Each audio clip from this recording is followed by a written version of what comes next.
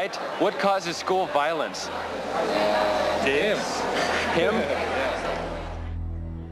Yes, and after Columbine, it really sucked being a student in America. Since last spring's shooting at Columbine High, schools nationwide have extended zero-tolerance policies, suspending and expelling students for all kinds of behavior considered unruly or warning signs of violence to come.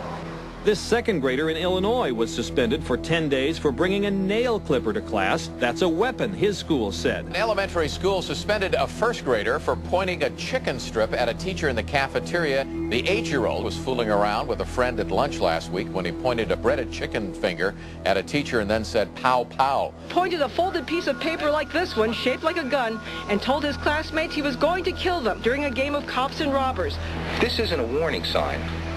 Then what is it? This Virginia high school student spent a month out of classes, originally sent home for dyeing his hair blue. A high school honor student from Michigan could be expelled later today at a school board hearing.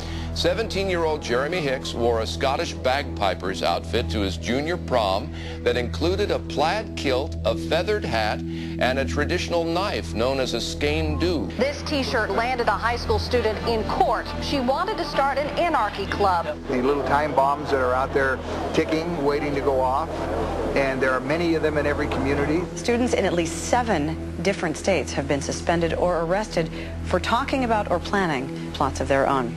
It's almost like guerrilla warfare. You don't know from which direction the enemy will be coming.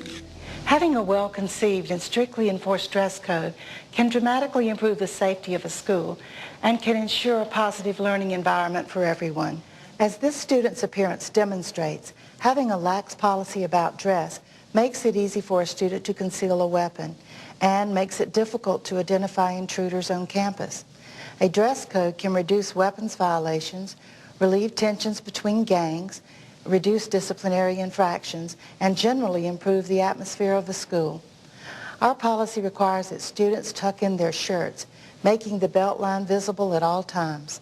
Our students may not wear baggy pants or colors and insignias that are commonly associated with gang activity. This policy was a collaborative effort. Yes, our children were indeed something to fear. They had turned into little monsters. But who was to blame? All the experts had an answer. Angry, heavy metal subculture. Where were the parents? Violent movies. South Park. Video games. Television. Entertainment. Satan. Cartoons. Doom. Society. Toy guns. Drugs. Shock rocker. Marilyn Manson. Marilyn Manson. Marilyn Manson. Marilyn Manson. Marilyn Manson. Marilyn Manson has canceled the last 5 dates of his U.S. tour out of respect for those lost in Littleton. But the singer says artists like himself are not the ones to blame. This is perhaps the sickest group ever promoted by a mainstream record company.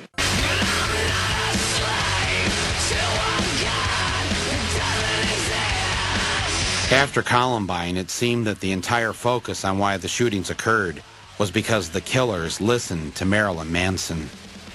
2 years after Columbine, Manson finally returned to Denver. The Ozfest at Mile High Stadium brings shock rocker Marilyn Manson to Denver tomorrow.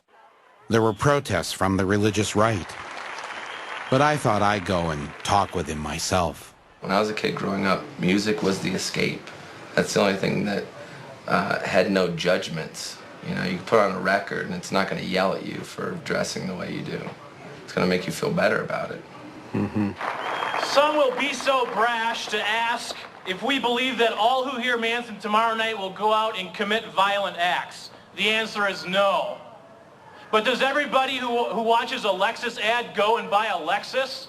No, but a few do. I definitely can see why they would pick me, because I think it's easy to throw my face on a TV because I'm, in the end, sort of a poster boy for fear. Because I represent what everyone's afraid of, because I do and say what I want. If Marilyn Manson can walk into our town and promote hate, violence, suicide, death, drug use, and Columbine-like behavior, I can say, not without a fight you can't. The two byproducts of that whole tragedy were violence and entertainment and gun control. and how perfect that was the two things that we were going to talk about with the upcoming election.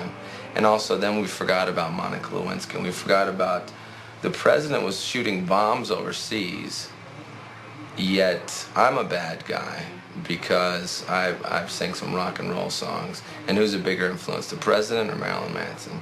Do you know, I'd like to think me, but I'm going to go with the president. Do you know that the day that Columbine happened, the United States dropped more bombs on Kosovo than any other time during that war? I do know that, and I think that that's really ironic, you know, that nobody said, well, maybe the president had an influence on this violent behavior. No, because that's not the way the media wants to take it and spin and turn it into fear, because then you're watching television, you're watching the news, you're being pumped full of fear. There's floods, there's AIDS, there's murder, cut to commercial, buy the Acura, buy the Colgate. If you have bad breath, they're not going to talk to you. If you got pimples, the girl's not going to fuck you.